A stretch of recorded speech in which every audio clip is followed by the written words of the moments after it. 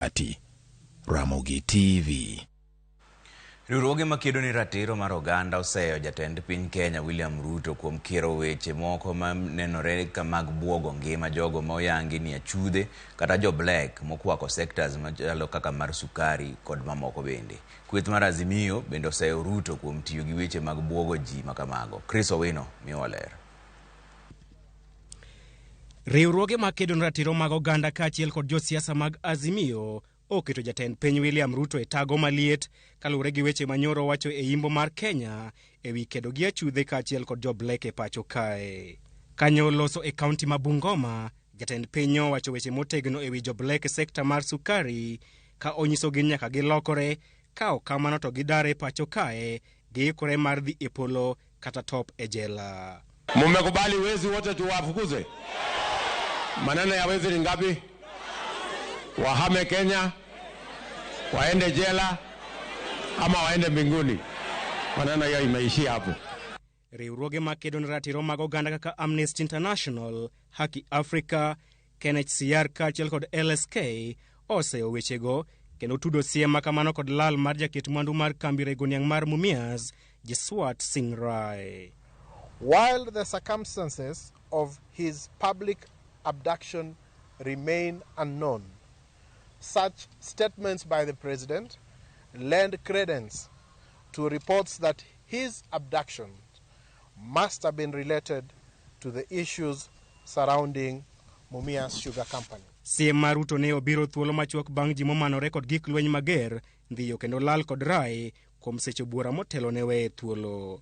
Riwruogego onyiso luoro margi ewi ting' mar rito ngima jopiny kaachiel kod ratiro margi kaluwore kod katiba, weche ma oser lwedo kod senators mag Azimio. The unfortunate statements by the head of state call into question the government's commitment to upholding the right to life and protection of person against cruel and inhuman treatment, as well as the right to equal treatment before the law and the right to live anywhere in the Republic of Kenya.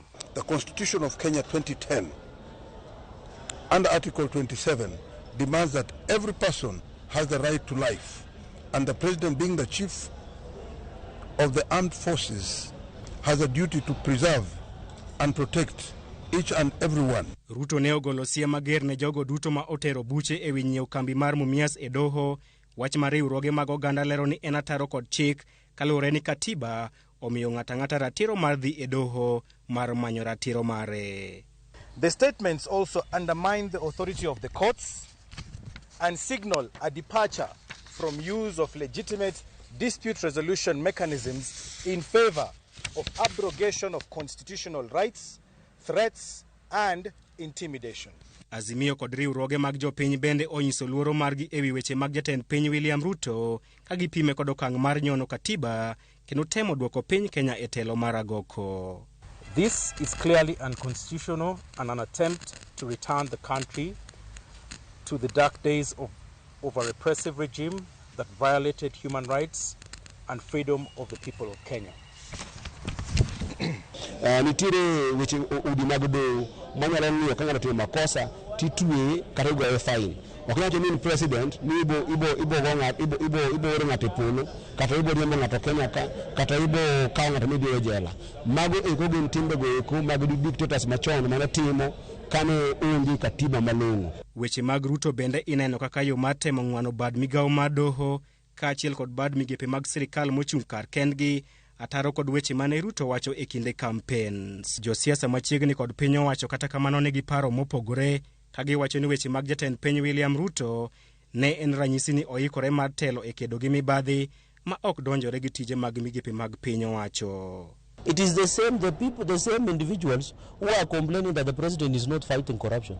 When the president comes out strongly to show the political goodwill of fight against corruption, you know, some funny individuals or some mischievous people want to say the president means something. What I can interpret from the president meant on the three issues, that the government is committed to get rid of corruption.